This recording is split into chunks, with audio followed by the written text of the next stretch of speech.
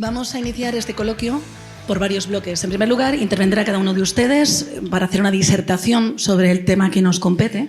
Y después, si les parece, en diversos bloques yo les iré lanzando una serie de preguntas que podrán contestar el que quiera de los dos o los dos. Así que, si les parece, señor Rivera, es su turno de intervención. Muy bien. Pues, en primer lugar, muchas gracias al Consell, al presidente, a la consellera Fajarnés. Gracias por la iniciativa, a PIMEF, por traernos aquí y por organizar este evento, y también a CaixaBank por estar al lado de las empresas. Y una especial mención, si me permiten, a don Abel Matutes y a todo su equipo también de Hard Rock y toda la gente que trabaja aquí por habernos acogido en este hotel, a Jorge también, a todos los que veo por aquí. Para mí es un honor estar aquí, compartir con Daniel. No sé si debatiremos mucho, no nos vamos a pelear, ya lo digo porque ya les avanzo, le hago un poco de spoiler, somos amigos, buenos amigos, lo cual es difícil, pero sí, algunas cosas seguramente que lo veremos con alguna otra perspectiva que será más complementaria probablemente que de discusión pura y dura. Pero para mí es un honor compartir con él, siempre aprendo cuando comparto con él cualquier cosa y es un honor para mí estar con él. Dicho todo esto, yo voy a intentar hacer un marco, si les parece, más geopolítico, tiene más sentido, teniendo aquí un economista de prestigio como Daniel, pues me parece que la perspectiva más macroeconómica nos la dará él y le escucharemos atentamente. Pero, bueno, por mi experiencia política y por la parte ahora que hago como consultor también a nivel nacional o internacional, con empresas, pero también con gobiernos, con administraciones, en esa colaboración público-privada, pues bueno, si me permiten, me le da mi humilde opinión o perspectivas de cómo está la situación geopolítica. En primer lugar, de más a menos, luego acabaremos, si os parece, con Ibiza y con Formentera, con las Pito y también con Baleares en general, pero si me permiten, una visión global, ¿no? Primero, el mundo que vivíamos desde el muro de Berlín hasta hoy, probablemente, o hasta hace poco, hablábamos antes con Daniel en el avión, probablemente esté cambiando o ha cambiado. Eso que pensamos con la caída del muro, que el capitalismo y que el libre mercado y que ese inicio, digamos, de la época de globalización que ha durado un tiempo es el estado natural de las cosas, pues la verdad, si les tuviera que dar un titular, es que yo creo que no, que lamentablemente las autocracias están ahí, que hay un alineamiento también de países, que la guerra de Ucrania, la invasión de Ucrania, junto con otras cuestiones a nivel global, pues está provocando que esa globalización se convierta en un poquito menos globalización y un poquito más bloques políticos, comerciales, pseudocomerciales, que es lo que creo que se está configurando en este momento. ¿Dónde está Europa y España en este momento? Bueno, yo creo que estamos, obviamente, al lado de Estados Unidos en ese bloque tradicional occidental, pero con muchas dudas, probablemente muchas nubes todavía por despejar en lo que viene en los próximos años. Hemos sido también aliados y compradores y en definitiva, parte de ese mercado también chino. Hemos tenido comercio y libertad de comercio en los últimos años con más países, y el gran debate que está ahora en el mundo es hacia dónde vamos, de ese mundo global y capitalista, si realmente vamos a ir a un mundo menos global y quizá menos democrático, quizá más autocrático, quizá con una combinación de ambas cosas. Yo creo que vamos algunos pasos atrás en eso, probablemente en las próximas décadas, con un protagonismo, estará de acuerdo Daniel, sin duda, de Asia, que ya lo tenemos aquí, del Pacífico como eje principal en las próximas décadas. Yo creo que está de los años 20 a los años 50, probablemente el protagonismo del siglo va a ser de Asia, sin duda, no solo de China, de Asia en general, también de la India, Indonesia, en fin, otros países players interesantes e importantes en el mapa político. Va a ser muy importante también qué papel juegan esos países pseudoneutrales o llamados neutrales, ¿no? Es decir, qué va a hacer la India respecto a esos bloques comerciales, qué va a hacer en Latinoamérica Brasil, qué va a hacer México. Como saben ustedes, en las últimas votaciones que se han producido en la ONU, pues no ha habido un alineamiento tan claro como nos gustaría a lo mejor a algunos, ¿no? Con la guerra de Ucrania, por ejemplo, porque algunos países han mantenido posiciones más que templadas de estar en los dos lados del río, ¿no? Entonces, bueno, yo creo que vamos a un mundo menos global, a un mundo con más preferencia comercial entre bloques, y ahí estamos al lado de Estados Unidos, al lado de Europa y al lado de la democracia, que la democracia tiene cosas maravillosas, pero también tenemos que debatir qué hacemos con nuestra burocracia, qué hacemos con nuestras agendas de cambio climático y de agendas, por tanto, también de crecimiento. Estamos ahí creando un nuevo mapa en el que, paradójicamente, algunas autocracias como China son los campeones. Entonces, también habrá que preguntarse si la Agenda 2030, si la hoja de ruta, digamos, de Europa y de Occidente, particularmente de Europa, si le está dando buenos resultados a Europa, ¿no? En el mundo, porque está bien ser los campeones del fair play, pero esto va de ganar el campeonato, ¿no? Entonces, ¿el campeonato quién se lo está llevando? Lo está llevando China. Y la chinificación, digámoslo así, de los últimos años es evidente. Con lo cual, en términos de PIB y de crecimiento, Asia está como un tiro, China encabeza ese crecimiento, Estados Unidos resiste mejor que Europa probablemente por la fortaleza de su economía, por la libertad de movimiento de su economía. Ahora mismo está pues, en un pleno empleo, nos dirá luego Daniel los datos de la perspectiva, que incluso se han planteado pues no solo no bajar los tipos, sino hay un debate sobre si incluso subirlos. Con lo cual, digamos que se está defendiendo Estados Unidos, pero Europa tenemos una población envejecida, somos el continente con una media de edad más alta, 42 años Europa, 43 años España. O sea, lideramos la población envejecida del mundo, la baja natalidad europea, especialmente la española, preocupante, unas tasas de bienestar tan altas que a la vez son propiamente lastre del crecimiento. Vamos a hablar claro, nos enorgullece tener una red social, tener subsidio de paro, tener pensiones, tener una sanidad universal, todos esos grandes logros que ha conseguido Europa en las últimas décadas, pero la realidad es que ante un mundo como el que les digo, nuestra maniobra política, los que hemos hecho política, del presupuesto público, si le coges las pensiones, la sanidad y la educación y los funcionarios, te queda un 25% que decidir, el otro 75% está comprometido. Lo cual, digamos, en términos económicos, Europa tiene también su éxito, paradójicamente es ahora mismo también parte de su lastre de estructura, podemos decirlo, ¿no? Entonces, yo no soy muy optimista, la verdad, con Europa. Hemos demostrado en política internacional en Europa, aquí que me corrija el exministro, hemos demostrado que tampoco tenemos una voz europea única. De hecho, España acaba de hacer algo impensable y a mi modo de vista un gran error, que es este reconocimiento unilateral del Estado palestino, incluso con el presidente diciendo qué fronteras tiene que tener ese Estado, que me parece una barbaridad en el mapa que estamos viviendo ahora mismo. Y Europa no tiene una voz, tiene 27 voces, o 3 o 4, otras que callan y otras que dicen otra cosa. Entonces, no tenemos una política exterior europea nítida, la política económica y el crecimiento económico europeo es mucho más bajo que la media, una población envejecida. En fin, no quiero darles malas noticias, pero la realidad es que Europa en los próximos 20, 30 años en el mundo va a dar un paso atrás, o está dando un paso atrás, o 2 pasos atrás. En el 2050 probablemente en el G8 solo estará Alemania en términos de economía, y por tanto eso nos dice también que la Europa hollante de la Segunda Guerra Mundial hasta aquí probablemente está dando paso a una Europa pues un poquito más decadente, con un protagonismo de Asia. Les digo todo esto, pero también es una oportunidad. Hemos hablado aquí de oportunidades y riesgos y oportunidades. Bueno, es una oportunidad de mercado. Son ustedes empresarios. Esto quiere decir que un pequeño empresario, haciendo las cosas bien y tiene una buena estrategia, invirtiendo en tecnología, puede competir en un mundo global.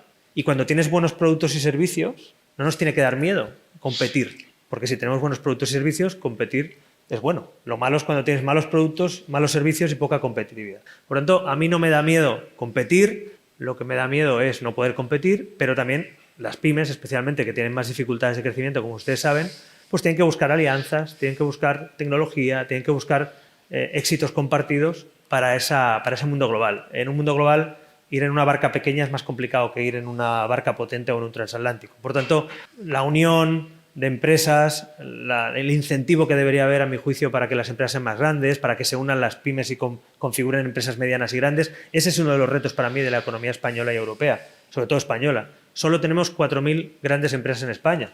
El 98,7% de las empresas españolas son pymes. 98,7%. Solo el 1,3% son grandes empresas en términos de empresa. Lógicamente, luego pesan más en el PIB. Pero es un dato significativo. Tenemos un tamaño muy pequeño en nuestro tejido empresarial y eso nos dificulta también la inversión, el apalancamiento y el crecimiento. Por tanto, yendo ahora ya más a Ibiza para acabar y a las Islas Baleares en general y particularmente Ibiza y Formentera, obviamente del turismo no les voy a hablar a ustedes. No hay nadie más probablemente en el mundo entero que sepa más que la gente de Ibiza para hablar de turismo, pero sí, si me permiten, alguna pincelada también, bueno, de geopolítica y de política, ¿por qué no decirlo? Sé que el debate está abierto, venimos todo el día hablando de ello, desde el avión hasta el desayuno y viendo la prensa local, lo hemos visto. Sé que hay un debate abierto sobre el turismo, sé que hay un debate abierto sobre el crecimiento, pero yo les digo una cosa, y Daniel seguro que luego nos contará cosas más interesantes, pero yo soy de Barcelona. ¿Qué quiere decir eso? Yo nací en la Barceloneta, no me van a explicar lo que es el turismo, y he vivido en la Sagrada Familia. No me van a explicar lo que es tener autocar rodeando tu casa cada día de japoneses, de chinos, y viniendo a visitar tu ciudad, ¿no? Y les digo una cosa, he vivido la Barcelona de los 90, he vivido las Olimpiadas y he vivido la Barcelona de Colau. Y ya saben ustedes con la que me quedo. Por tanto, primero, está bien detectar los problemas del primer mundo, está bien detectar los problemas del éxito, pero no olviden nunca su éxito. Esta isla es una isla, un ejemplo de éxito mundial. Y algo tendrán que ver ustedes, los empresarios de esta isla, probablemente mucho, y algunos de los políticos que lo hayan hecho bien, tendrán que ver con el éxito. Por tanto, primera premisa, estamos hablando de la gestión del éxito. No dejen ustedes que pasen cosas para gestionar el fracaso. Esto es un ejemplo de éxito. Pleno empleo. ¿Me pueden ustedes decir cuántos lugares de España tienen pleno empleo? Ya les digo yo, ninguno. Prácticamente Madrid, no todos los barrios ni todos los distritos y poco más. Hay un empleo en nuestro país, como ustedes saben, una lacra en muchas zonas de España con un desempleo entre el 15, 20 y 25% que hemos visto incluso en algunas zonas. Que ustedes tengan pleno empleo es un éxito. Que esta sea una marca mundial reconocida mundialmente es un éxito. A partir de ahí el éxito genera a veces necesidad de corrección, necesidad de regulación, necesidad de evaluar con datos y no con opiniones, con datos qué está pasando en Ibiza, quién viene, quién no viene, qué necesita. Pero déjenme un humilde consejo de quien ha nacido en una ciudad que ha sido también marca mundial, como Barcelona, y ha dejado de serlo, entre otras cosas, por políticas restrictivas, por políticas de moratoria y por políticas de turismofobia. Valoren lo que tienen y corrijan lo que necesitan corregir. Asesórense, pidan ayuda, comparen otros ejemplos de otros países, pero no, por favor, no pierdan el norte. No pierdan el norte porque esta es una isla de éxito y las Baleares en general son un ejemplo de éxito, que no hay lugar mejor en el mundo. Yo que también veraneo aquí, que mucha gente veranea aquí, que sabemos lo que es estar en Ibiza, en Formentera, lo que sabemos que es esta zona del mundo, valoren lo que tienen, corrijan lo que necesiten corregir y a por ello. Pero no nos perdamos ni nos dejemos marcar la agenda por aquellos que en realidad lo que no quieren es el mercado, la libertad de empresa, la gestión de empleo, la creación de empleo y la recaudación de impuestos. Ustedes son pagadores de impuestos y generadores de empleo. Así que creo que la voz de los empresarios de Ibiza tienen que decir mucho en los próximos meses de lo que va a suceder en Ibiza. No dejen que la voz que se escuche sea de la que más grita. Porque los empresarios, y ahora me incluyo porque también soy empresario y estoy en el lado otra vez del sector privado, tenemos también que defender nuestros intereses legítimos, nuestra dignidad y, por qué no decir, que dejen ya de insultar todos los días a un empresario de turno porque genera empleo o porque genera riqueza o porque paga impuestos. Creo que hay que dignificar también a los empresarios de este país, no solo en Ibiza, y en Ibiza en particular ustedes tienen que tomar la voz de la mano de las instituciones para pactar, para ayudar, para tener vivienda digna, pero también el empleo digno que existe y el pleno empleo que existe, que nadie se lo cargue. Así que, si me permiten esa última reflexión para Ibiza, valoremos lo que tenemos, que a veces es como la libertad, que uno no se da cuenta que se ha ido hasta que desaparece. Muchas gracias. Muchísimas gracias, señor Rivera. Bueno, ya nos ha dicho que tenemos una receta que funciona muy bien, que es copiada en todo el mundo, que si tenemos que equilibrar los ingredientes y hacer que sea mejor y que esos componentes ácidos que tienen, pues que realmente dejen de hacernos daño, podemos hacerlo y corregirlo. También nos ha alertado del riesgo de las autocracias que no nos permiten saber hacia dónde vamos, de la emergencia que está teniendo Asia en ámbito internacional, de los peligros del sistema actual europeo y también, bueno, nos ha dado consejos para que sepamos que podemos competir, que tenemos las herramientas, que en Ibiza y en Formentera somos un ejemplo de empresas de ámbito internacional, que nos aliemos, que aboguemos por la tecnología, que nos unamos, bueno, y que aquí somos las pequeñas y medianas empresas, pero intentemos ser cada vez más medianas y menos pequeñas. Son un poquito las pinceladas. Qué bien resumido, ¿no? Qué maravilla. Muchas gracias. Si un periodista no resume, tenemos que resumir, no inventar. Bueno, no todos los periodistas. resumen, sí, bueno, pero en teoría un periodista tiene que buscar, está bien. coger su latido y que el resto del mundo lo palpe. Ahora mismo vamos a escuchar el corazón del señor Lacalle. Muchísimas gracias, muchísimas gracias. Muchísimas gracias al Consell, muchas gracias a PIMEF y a Caixa y también un saludo muy cordial a todos los que estáis aquí y muchas gracias, Abel, por venir a unirte a nuestra charla y por este sitio maravilloso en el que es la segunda vez que vengo y siempre es un gusto estar. Yo creo que si nosotros miramos la economía ahora mismo, pues estamos viviendo lo que es la colusión entre los datos agregados y lo que percibe la gente, ¿verdad? Si uno mira los datos de Estados Unidos, la economía de Estados Unidos crece al 2,5%, el empleo está a niveles del 3,9% de paro, la economía va maravillosamente, ¿no? Y, pues anoche mismo en Making Money, en Fox News, nos comentaban que el sentimiento de los ciudadanos es el peor en los últimos 50 años, ¿no? La confianza del consumidor. ¿Qué es lo que estamos viviendo? Lo que estamos viviendo literalmente es lo fácil que es dopar el Producto Interior Bruto con gasto público y con deuda. 2 trillones, billones europeos de déficit público en Estados Unidos, 1,5 billones de PIB. Claro, si... Yo siempre digo, cuando hablas de economía, es muy importante recordar que con la tarjeta de crédito de otro, todos los restaurantes son baratos. Entonces, a mis alumnos siempre les pregunto, ¿qué es mejor? ¿Una economía que crece al 2,5% y aumenta la deuda pública en un 5,1%? ¿O una economía que crece al 0,3% y reduce la deuda pública a un 4%? Y la respuesta pues no parece evidente para la gente y sin embargo para mí sí lo es muy claro, ¿no? La primera se supone que es España y la segunda se supone que es Alemania. Me preocupa mucho, por lo tanto, que se genere una percepción generalizada de que las políticas que se han llevado a cabo en los últimos años son las correctas, ¿no?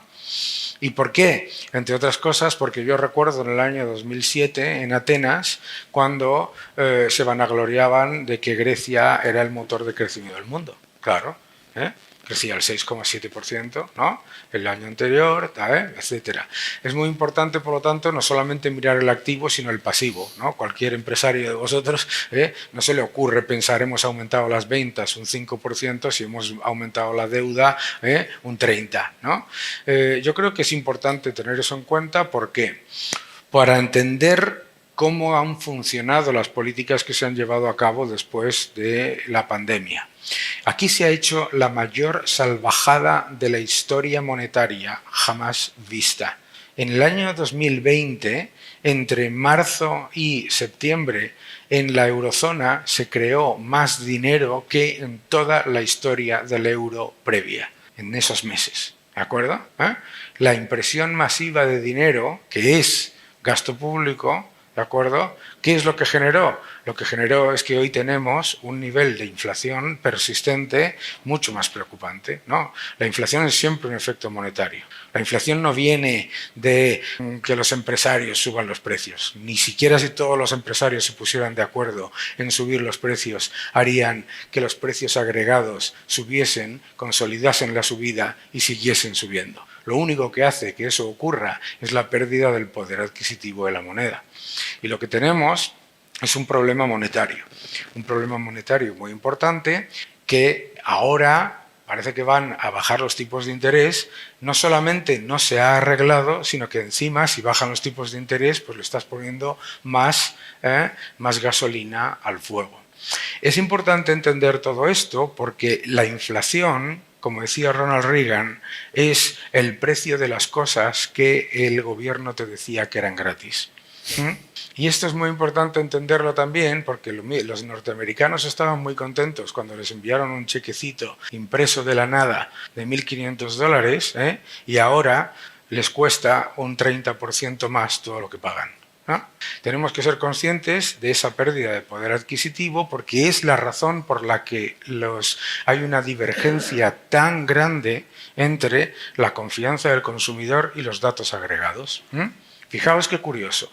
Aparentemente la economía española crece a un 2% y sin embargo la cifra de ventas de las empresas ha caído un 6,5% en lo que va de año. Aparentemente la economía española crece un 2% y los márgenes empresariales han caído un 4%. Aparentemente la economía española crece un 2% y la renta disponible de los ciudadanos ha bajado un 3% en lo que va de año. Casi un 16% en los últimos 4. Es decir, eso que llaman políticas keynesianas, eso que llaman apoyo del Banco Central, fondos Next Generation, etcétera, no sale gratis, se paga siempre. Se paga siempre y se paga A, con más inflación, B, con menos crecimiento, C, con menor renta disponible y menos salarios reales, o las 4 cosas a la vez. Y tenemos que ser conscientes de todo eso porque cada vez que hay una contracción económica, parece que la única solución es que se imprima más dinero y que se gaste mucho más. Y eso es una gigantesca transferencia de renta y de riqueza de los sectores productivos a los sectores improductivos. No es ninguna casualidad, por lo tanto, que la productividad en la zona euro esté cayendo.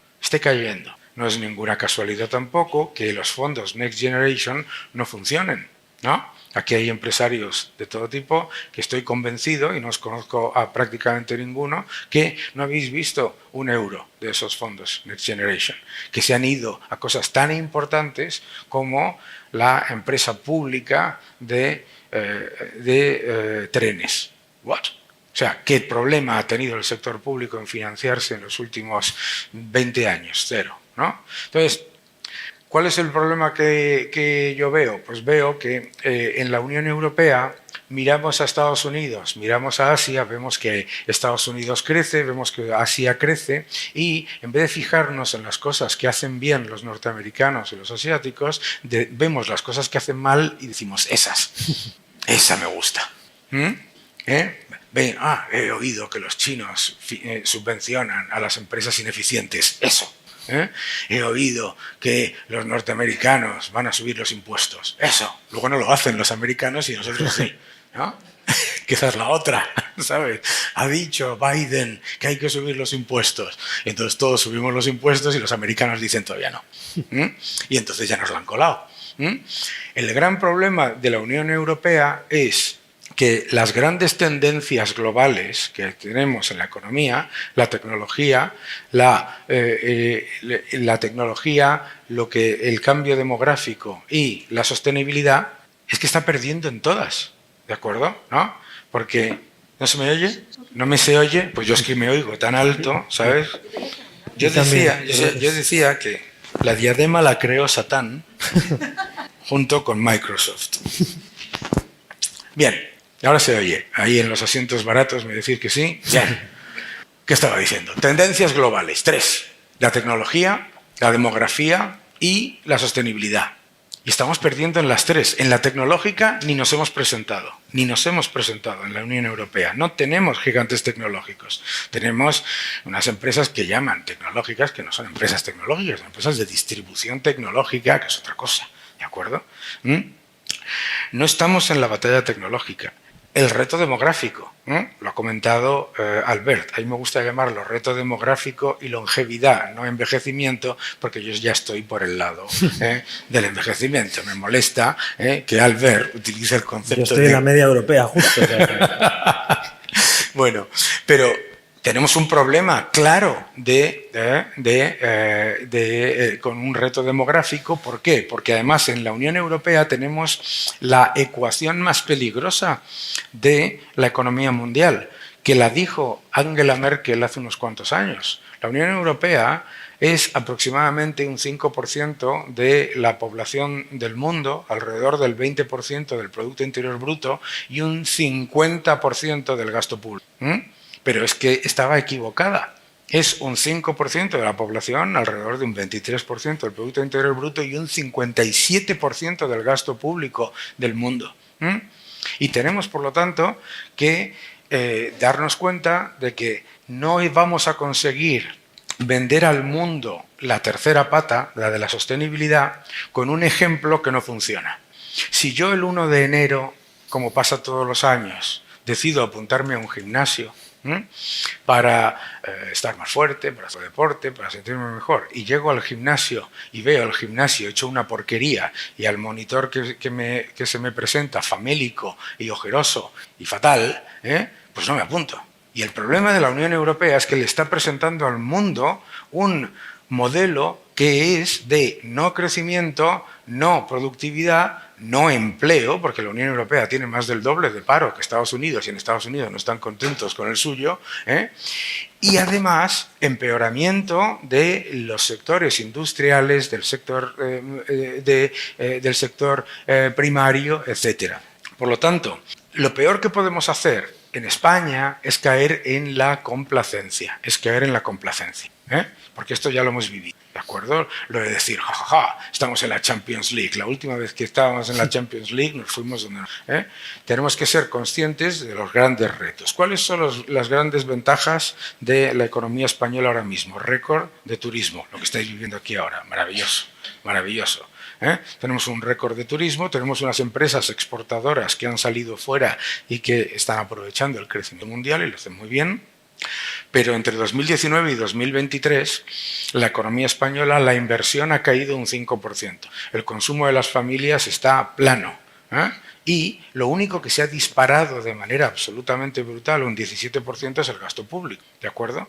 Y nos hablan de crecimiento, pero el PIB per cápita no crece. Estamos con un crecimiento de PIB per cápita del 0,3-0,4%. Claro, a mí, con todos respetos, el PIB en sí mismo me da igual si viene un montón de gente que añade a ese PIB, ¿de acuerdo? Por eso me interesa el PIB per cápita. Y tenemos que ser conscientes de las oportunidades que tenemos en el mundo. Número uno, todos los retos geopolíticos que ha comentado Albert no son una excusa para hacerlo peor. Son una oportunidad para poner un cartel, invierta usted aquí. Número dos, todo el entorno que nosotros estamos viendo en el mundo, lo que tenemos que hacer es atraer esa inversión en vez de desplazarla. No se consigue aumentar la productividad si se subvenciona la baja productividad. Y número tres, yo voy muchas veces a Oriente Medio y yo nunca he ido a Arabia Saudí y jamás he escuchado a nadie decir que está en contra del petróleo. Lo digo porque ustedes aquí deben valorar su petróleo, que es el turismo. Debemos valorar el petróleo que tenemos, la enorme suerte que tenemos de que España está consiguiendo niveles récord de turismo y ser conscientes de que que el turismo es nuestra tarjeta de visita. El turismo es absolutamente todo para el mundo. La gente conoce Ibiza, conoce Barcelona, conoce Madrid gracias al turismo, no gracias a que Daniel Lacalle o Albert Rivera den una conferencia, que también. Pero es importantísimo darnos cuenta de las ventajas competitivas que tenemos y de crecer y fortalecernos en lo que somos buenos y además mejorar. Y tenemos esa gran oportunidad, Pero esa gran oportunidad no va a venir ni de repetir las recetas equivocadas del pasado que siempre nos llevan al exceso de complacencia y luego a quejarnos. Y lo más importante, lo que no nos podemos meter es en una espiral de intentar copiar a los que peor lo hacen. Yo, cada vez que tengo un debate económico, me dice alguien, estamos en no sé dónde con respecto a la media de la Unión Europea. ¿Y a mí qué importa? Es como decir que estás junto con los 7 que han suspendido en la clase. No, la Unión Europea no es el ejemplo que nosotros nos tenemos que poner y mucho menos, como se está haciendo ahora, compararnos con Francia, que lleva 3 décadas en estancamiento y que no ha tenido un presupuesto equilibrado desde 1977. Tendremos que compararnos con los mejores. La política energética es equivocada y hay que cambiarla. Es un error y esto es importantísimo en las próximas elecciones. Nos estamos metiendo en un problema tremendo en Europa, en el que con una política energética equivocada y con una visión miope e ideológica de la energía, vamos a pasar de depender de Rusia a depender de Rusia y de China como cracks. Muy importante cambiar la política agraria y la política ganadera y muy importante cambiar la política industrial. Recordemos que la Unión Europea se puso como objetivo aumentar el porcentaje de la industria en el Producto Interior Bruto y ha pasado de tener un 21% de industria a tener un 14%. Eso es un éxito, O sea, de hacer las cosas mal, ¿no? Por lo tanto, es la oportunidad de no caer en el error de que todo lo que viene de la Unión Europea es bueno, no caer en el error de la complacencia y aprovechar las cosas buenas de los demás y no copiar las malas. Muchísimas gracias. Ahora me toca resumir esta disertación. Bueno, a grandes rasgos nos ha hablado de la colisión entre los datos agregados y lo que percibe la gente. Es decir, que la economía parece que avanza, pero nuestra calidad de vida empeora por el déficit, la inflación persistente y los pasivos. Nos ha hablado de muchísimas cifras, muchísimos porcentajes, que parece que en España la economía crece un 2%, pero las ventas bajan un 8%. Y también nos ha recordado que las ayudas siempre se pagan, como ocurre cuando pedimos una ayuda a un banco. Al final hay un 30% de lo que después nos cuesta sufragarlas. Nos ha hablado de nuestro particular petróleo, del turismo, y nos ha pedido que lo mimemos, que lo protejamos y que recordemos que es nuestra carta de visita y que no caigamos en la autocomplacencia. Y luego también, bueno, menos mal que nos ha sacado algunas sonrisas haciendo alusión a lo bien que copiamos, lo mal que lo hacen los demás, o a los grandes problemas que tenemos que afrontar no solamente en España, sino en el resto de Europa, que son la tecnología, la demografía y la sostenibilidad.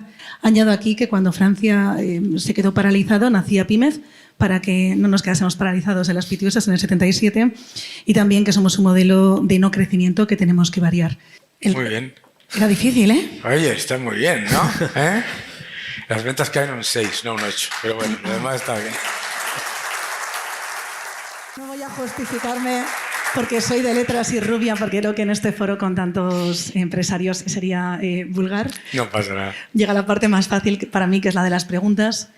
Bueno, realmente ustedes nos han puesto sobre la mesa el panorama en el que nos encontramos. Nuestra realidad muchas veces no es la más amable y no es la que queremos escuchar, pero creo que es imprescindible que conozcamos dónde estamos, cómo somos, a dónde vamos, para que podamos equilibrar, como decíamos, esa receta tan buena, tan positiva que tenemos en las Pitiusas. Y ahora vamos a traernos a casa todos esos ingredientes para ver cómo lo aplicamos, cómo los pequeños empresarios podemos llegar a ser un ejemplo. Así que, si les parece, vamos a comenzar con el primer bloque, sobre entorno económico global. Yo voy a lanzar 2 preguntas y ustedes, el que quiera de ustedes, la cogerá y la siguiente irá para el otro, si les parece bien, o si los dos quieren responder sin ningún problema. Venga, pues comenzamos. Según ustedes, ¿cuáles son los principales desafíos económicos globales que las empresas de Ibiza debemos tener en cuenta en los próximos años? Yo creo que el primero es la pérdida del poder adquisitivo de la gente, ¿no? Ahora mismo el consumo del mundo está tirando por el aumento del endeudamiento. O sea, se ha consumido el ahorro acumulado durante la pandemia y ahora está aumentando mucho la deuda por tarjetas de crédito, la deuda de las personas.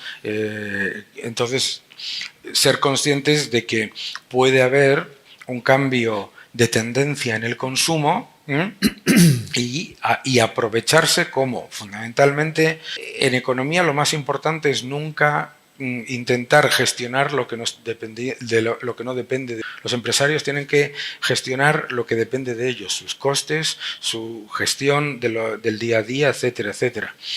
Pero no caer en el error de invertir porque bajen los tipos de interés, porque si una inversión no es rentable con los tipos de interés un 0,25% más altos o más bajos, si lo que hace el diferencial de rentabilidad de esa inversión son 25 puntos básicos, esa inversión es un peligro público. Eso es importante entenderlo, porque veo mucha gente diciendo ¿cuándo van a bajar los tipos de interés para decidir tomar una decisión de inversión?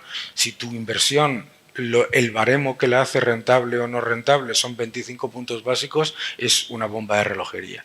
Entonces, no caer ni en el exceso de complacencia, ni tampoco llevar a cabo un posicionamiento de pesimismo brutal, ¿no? Yo creo que los empresarios en España en el año 2020 se han comportado de manera absolutamente admirable, ¿no? Mirad, en el año 2020 el presidente del gobierno salió por televisión diciendo lo siguiente, ¿no? Diciendo que iba a haber un confinamiento que iba a ser, y cito, como unas vacaciones, que solamente se le ocurre a un burócrata decir semejante tontería, ¿de acuerdo? Y 2, que lo que había que hacer era consumir y gastar como si no pasase nada, ¿no? Bien. Las empresas hicieron exactamente lo contrario. Se pusieron rápidamente a funcionar, se pusieron rápidamente a ahorrar, se pusieron rápidamente a ser muchísimo más prudentes y gracias a eso hemos tenido la única pandemia de la historia de la humanidad en la que no ha habido escasez. La única. Entonces, los empresarios, como hacía aquel mago catalán maravilloso, que se ponía una medalla gigantesca cada vez que hacía un truco, pues lo que tenéis que hacer es poneros la medalla y seguir haciendo lo que habéis hecho desde el año 2020, ser prudentes y no caer en el exceso ni de complacencia ni de pesimismo. Yo añadiría ya el ver las oportunidades también y leer bien las tendencias, ¿no? Leer las tendencias globales, como decía, por ejemplo, el tema del consumo y del gasto, Daniel, estar informado de todo eso te da una perspectiva, pues a veces un poquito por encima de la media, ¿no? Y al final, eso no es solo para grandes empresas ni para el IBEX, al revés. Las pymes, precisamente, para ser competitivos, tienen que tener también una visión estratégica. Claro. Y si la estrategia está unirte con la empresa competidora o aglutinar fuerzas con otro o incorporar tecnología o trabajar con capital riesgo para poder crecer. Es decir, yo creo que hay que estar abiertos también como pymes y no dejar solo a las grandes empresas esa labor, porque si no jugamos con menos información y con menos músculo financiero y con menos tecnología. Es decir, uno de los retos de las pymes es el reto tecnológico, el reto financiero de músculo y el reto del tamaño que decíamos antes para abordar eso. Entonces yo recomendaría, en la medida de lo posible, no siempre es posible, como decían los británicos, el next corner, ¿no? Es decir, no hay que mirar solo la facturación, con una mano hay que estar en la caja de la facturación y con la otra en la visión estratégica, es decir, qué tendencias hay en el mundo, qué está pasando en mi sector, qué está pasando en el mundo global, pues desde una guerra hasta una tendencia concreta económica, a una oportunidad. Yo estaría atento a eso. Las pymes también tenemos que estar atentas a eso, porque no le dejamos solo a las grandes compañías esas decisiones. Claro. Y nosotros jugamos como una especie de barquita y a ver si vienen las olas o nos llevan a la deriva, ¿no? Pues yo creo que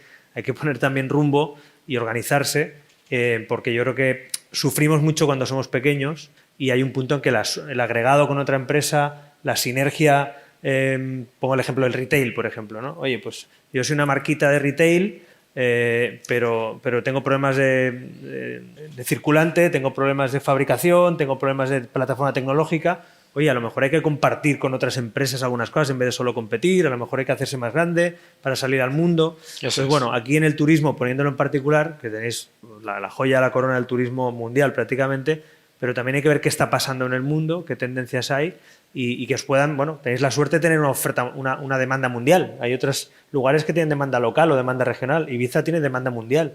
¿Cuál eso te hace jugar la Liga Mundial también, ¿no? Estamos en la casa de una de las grandes empresas seguramente de este país, que es Grupo Palladium, que es otra liga, podemos decirlo así, pero que también sobrevive y vive trabajando con muchas pymes, ¿no? Entonces, claro, yo ahí creo que más vale compartir y agregar valor y darle valor añadido a nuestras empresas que hacer la guerra por nuestra cuenta y hacernos pequeñitos. Ahí sufriremos más, ¿no? Por contextualizarles, que sepan que probablemente nadie de esta sala en la pandemia hizo yoga ni hizo pan.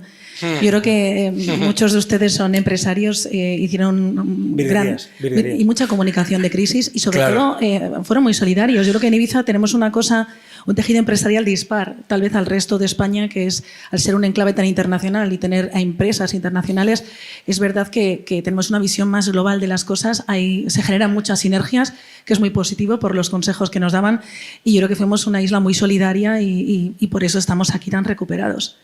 Y luego, pues permíteme, tú que también estás en el mundo de la comunicación, en un mundo como el actual, que el mercado es global, la tecnología y la comunicación es muy importante. Claro. Porque tú te vendes al mundo hoy en día con un perfil en una red social. Si haces una buena labor, no solo eso, obviamente, si tienes un buen producto, un buen servicio, no solo hay que hacer bien las cosas, hay que contarlas. Sí. Hay que contarlas bien. Entonces, si tú tienes un buen producto y servicio y lo cuentas bien, hoy te conoce el mundo entero. Antes te conocían los de Ibiza, los de Formentera, y como mucho los de la península. Ahora te puede conocer el mundo entero. Y eso nos pone en situación de igualdad a las pequeñas empresas con las grandes para crecer. Lo cual yo soy convencido de que la tecnología, cada uno a su escala, y la comunicación y el marketing de esa tecnología hace que un servicio que se preste en Formentera de una buena empresa turística o en Ibiza, pues hoy en día tu cliente puede estar en Asia, puede estar en Australia, puede estar en Estados Unidos y tu trabajo está ahí, ¿no? Entonces, eso también veamos la oportunidad de igualarnos con la tecnología, de democratizar de alguna manera el acceso al mercado, ¿no? Yo añadiría ahí utilizar la inteligencia artificial para acceder a clientes de todo el mundo, ¿no? Es tan fácil como tener un chat en cualquier idioma, que no hace falta utilizar la tecnología. Aquí se habla mucho de digitalización, ¿no? Lo dicen mucho los digitalización, pero digitalización no es tener una página web, ¿no? Digitalización es gestionar los datos, es gestionar cuáles son las tendencias que se están generando y cuáles son las capacidades. Y es una manera de gestionar el capital circulante. Por lo tanto, hay que aprovechar todas esas oportunidades, ¿no? Han contestado ustedes solos a la siguiente pregunta, que precisamente era qué oportunidades emergentes a nivel global podíamos aprovechar los empresarios de Ibiza. Yo la inteligencia artificial seguro.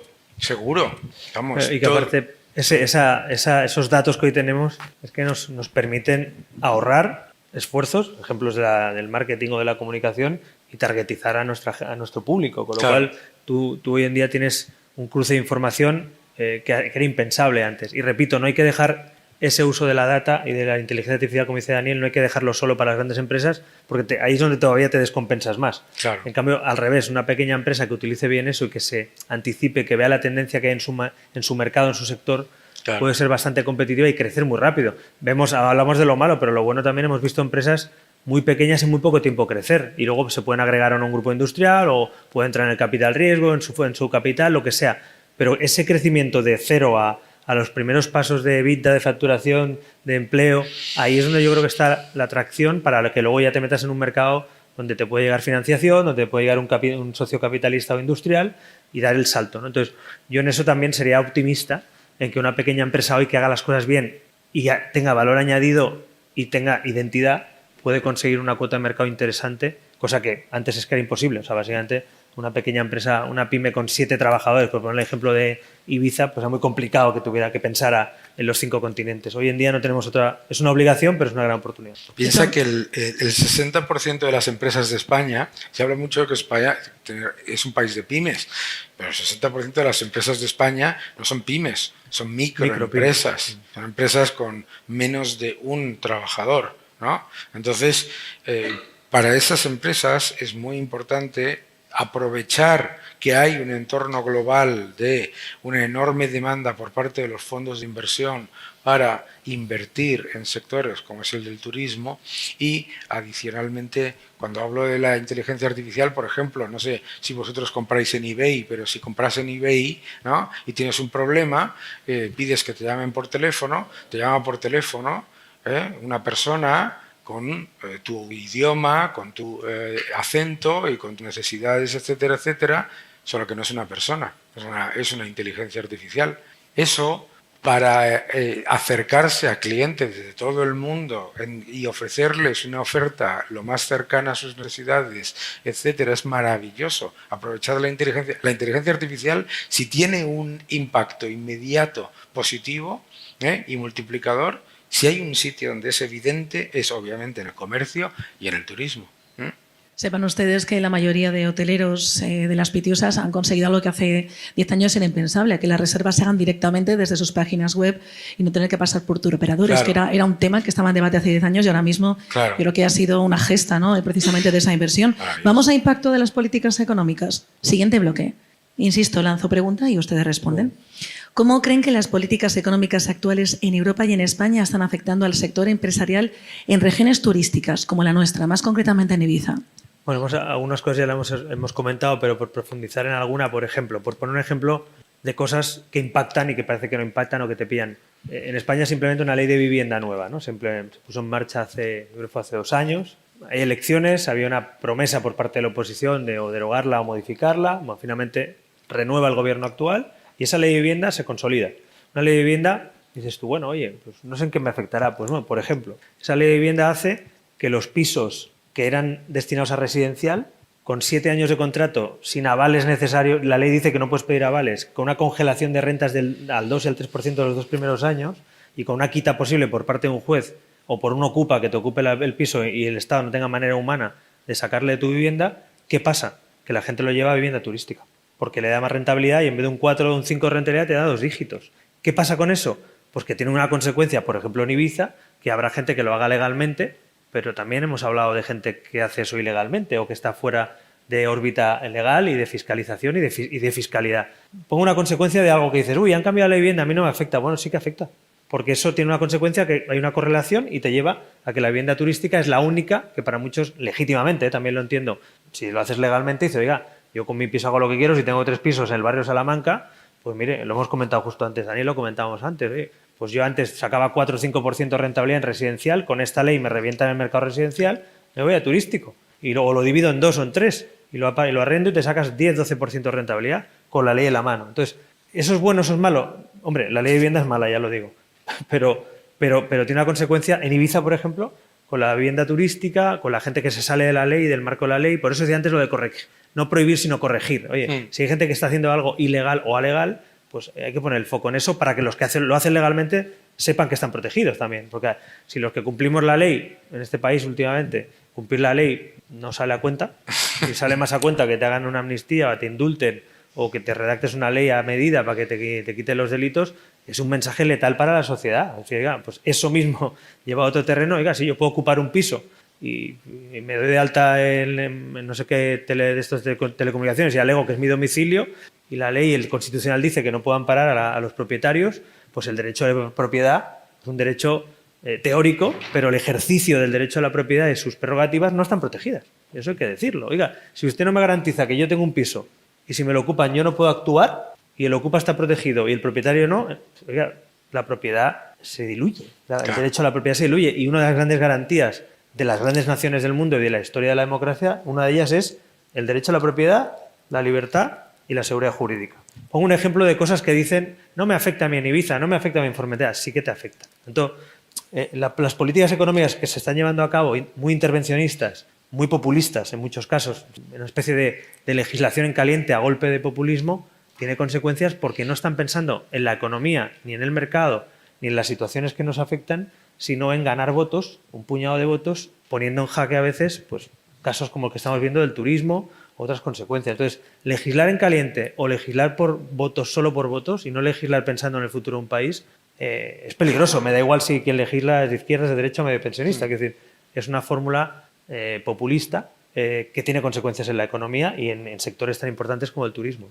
Las políticas siempre afectan, ¿no? Yo estuve el otro día en una reunión con la Asociación de la Empresa Familiar y me decían, bueno, pero a mí ¿en qué me afecta todo esto? Pues a usted le afecta en todo. ¿En qué le afecta la política monetaria? Pues bienvenido a un 20% de inflación acumulada en 4 años. ¿En qué me afecta la política agraria? 1 euro, una barra de pan. ¿En qué me afecta la política industrial? Que tiene usted la factura energética un 200% más cara que la de un chino y un 150% más cara que la de un norteamericano. Claro que le afecta.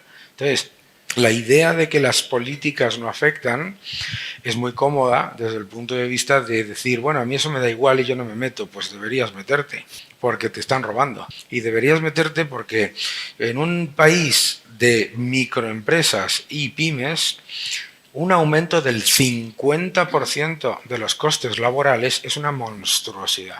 Eso es directo a tu P&L, ¿no? En un país que tiene un tejido empresarial de pequeñas y medianas empresas, microempresas, etcétera, un aumento del 25% de los costes regulados en energía, ¿te afecta?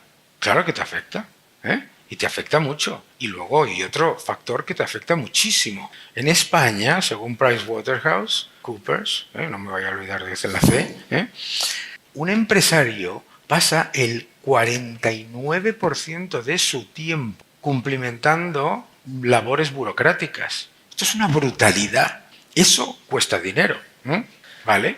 Estamos en un país en el que existe una cosa que se llama el impuesto a la actividad económica. ¿Qué clase de aberración es esa? ¿No? Yo tengo una empresa en Inglaterra, ¿no? Y cuando la monté, le pregunté a mi asesor fiscal que qué impuestos tenía que pagar al montarla, ¿no? Y no me contestó. Y me enfadé. Y 3 días después le llamé, se llama Sabir. Le dije, Sabir, ¿por qué no me has contestado? Y dices que no entiendo la pregunta. Y le digo, perdóname, pero es que soy imbécil y soy español. Claro. Pues dice, ¿cómo vas a pagar impuestos si todavía no has empezado a generar una sola libra de ingresos, ¿no? Que a mí me cuesta para el mismo salario neto un trabajador en Reino Unido un 20% menos que un trabajador en España. Y luego se preguntan, luego te dicen que aquí hay récord de empleo. Es que me enerva eso, ¿no? Entonces, claro que te afecta en el coste de la energía, te afecta en el coste de los insumos, te afecta en el tiempo que dedicas a funcionar, te afecta en el capital circulante, que es lo que más empresas mata en España. España tenemos 50.000 empresas menos que en el año 2019. 50.000 empresas menos que han muerto por capital circulante. ¿Por qué? Porque son empresas que a lo mejor no tienen mucha deuda o ninguna y que simplemente porque aumente el periodo de cobro de sus ventas, ¿sabes? Bueno. Desaparecen. Entonces tenemos que ser conscientes de que todas las políticas afectan y que un gobierno solo puede hacer dos cosas: facilitar o frenar. Entonces tendrás que elegir los gobiernos que faciliten, porque los que frenan solo frenan. Y entonces pensad que con el récord de turismo que tenemos ahora y con la actividad turística que tenemos ahora, si España de verdad fuese como un cohete, no estaríamos creciendo al 2%, estaríamos creciendo al 4,5%, ¿entendéis? Coged la actividad turística con respecto al Producto Interior Bruto, ponerla en récord, y coged el resto de actividades y ponedla al equivalente del resto de la OCDE. No estaríamos... El 2% es una basura, sobre todo cuando un 60% viene de aumento de gasto público, ¿veis? Entonces, claro que afecta, te afecta en todo, te afecta en tus ventas, te afecta en tus costes, te afecta en los costes laborales, te afecta en tu capacidad de contratar, que cada vez es más difícil contratar en este país, y te afecta en tu capacidad de sobrevivir, que también es un gran problema porque, oye, las empresas no todas tienen éxito y sobre todo no puedes acarrear los costes del fracaso de una empresa en la creación de la siguiente, que es otra aberración que no existe en otros países, ¿no? Yo añadiré una reflexión más general, pero que es para, en un foro como este, básicamente de empresarios, pequeñas y medianas empresas. El último dato, creo que fue el año pasado, que es un dato escalofriante en términos sociológicos, hay 500.000 empleos más ya dependientes de las administraciones públicas que de las empresas. Ojo, eso es un dato aún peor, porque la tendencia es a crecer. ¿Eso qué quiere decir? Que las clases pasivas dominan el voto. Y si las clases pasivas dominan el voto y las clases productivas solo son la gallina de los huevos de oro, pero no son mayoritarias en las urnas, si tú eres, yo que soy candidato a presidente de gobierno, ¿qué hace un candidato a presidente de gobierno o un partido político si la mayoría de sus votantes son clases pasivas? ¿Tú qué haces? ¿Bajar los impuestos, bajar la cuota de autónomos o subir las pensiones y el sueldo de los funcionarios? ¿Qué haces si quieres ganar las elecciones inmediatamente? No, si piensas en el país, bajas los impuestos, facilitas el crecimiento económico a las empresas y bajas las cuotas de autónomos y el coste de contratación. Pero si piensas en el país, si piensas en las siguientes elecciones, da igual de qué partido seas, y lo digo quizá el menos sospechoso, pero también es un debate que se produjo en mi partido. Imaginaos los que tengan votantes más pasivos que productivos. Yo tenía más votante clase productiva, menos votante pasivo. Pero otros partidos tienen claramente más clase pasiva que productiva en el voto. Oiga, por poner, no sé, imagínense, el presidente de gobierno, no digo que lo haya hecho, pero igual ha pensado que es mejor subir 9 puntos las pensiones que bajar el IRPF o que bajar las cotizaciones sociales a los autónomos. No sé. Y lo ha hecho. 9 puntos las pensiones. O igual piensa que es mejor asegurar una firma a 3 años antes de las elecciones y subir el sueldo a los funcionarios 9 puntos en 3 años, asegurarlo por escrito. Igual sí. Claro. O igual es mejor subir el salario mínimo, aunque destruyas empleo allí donde el salario mínimo es exagerado, en algunas provincias de España, no es el caso de Ibiza, pero en algunas zonas de España, llegar a pagar 1.200 euros de salario, en vez de que lo fije el empleado y el empleador, lo fija el Estado. Y en todos lados. Claro, pero es una reflexión de... Si tú has creado medio millón de puestos de trabajo y 350.000 son puestos del sector público y la economía ha crecido 2,5 puntos, has destruido empleo, mi querido amigo.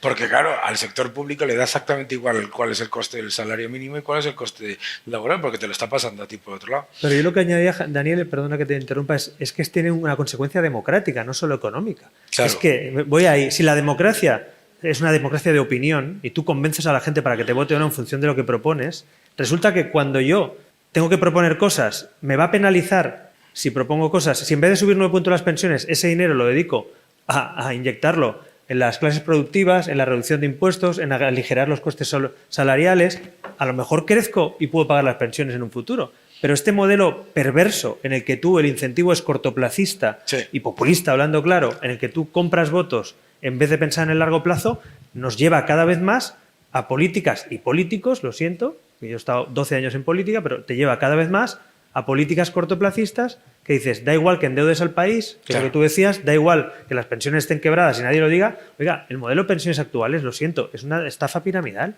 Es una estafa piramidal. Nos están diciendo que hay que cotizar para pagar las pensiones y tú no tienes garantizado ningún derecho a las pensiones. Eso lo cambia un burócrata mañana o un legislador y nos quedamos sin pensiones. Que me parece muy bien contribuir con las pensiones, sí, pero hay que ponerlas en su justo lugar y explicarle la verdad a las personas que somos adultos. No, pague usted las pensiones de hoy, porque así para el futuro y para su... No, oiga, mire, los que están hoy cobrando las pensiones se lo habrán currado y tendrán derecho a ello, pero los que venimos por detrás creo que nos merecemos buscar un modelo sostenible en el que no comprometamos el 30, el 40% del presupuesto público con pensiones, porque estamos lastrando también la flexibilidad del país. Entonces, a mí me preocupa mucho democráticamente, me preocupa muchísimo, digo, no veo un líder político ni un partido que tenga incentivos para pensar en la clase productiva, porque es minoría.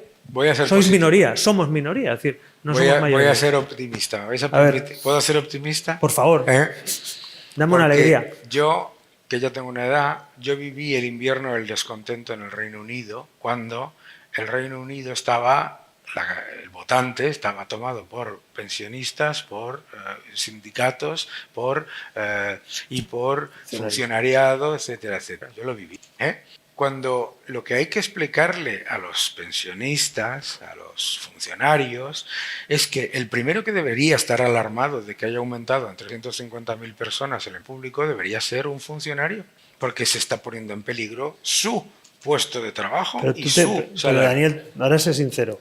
¿Tú crees realmente que cuando un gobierno firma un acuerdo con 9 puntos de subida de salario a un funcionario, dímelo sin decir nombres, ¿tú crees realmente que la mayoría de funcionarios españoles piensan esto está muy mal porque pone en peligro mi sueldo? ¿O piensan, qué bien, tengo un 3% más de sueldo? Digo yo. Ahora no, ¿por qué? Porque ahora todo el mundo se cree que 2 más 2 suman 22, que es lo que estamos escuchando todos los días. Claro, ahora no, pero hace exactamente, estamos hablando de 13 años, sí. Quiero decirte que a la gente decirle la verdad no es un problema. La cuestión es que hay que decírsela. Ahora, si como tú dices, no por ni siquiera es por tacticismo político, sino porque hay toda una panda de desorientados ahí asesorando, diciendo que no debes decir esto, que no debes decir lo otro, y que hay por favor, y que no sé qué, entonces claro, ¿entiendes? Claro, si hay uno que dice que 2 más 2 suman 22 y el de al lado dice, no, hombre, no, qué exageración, 2 más 2 suman 21.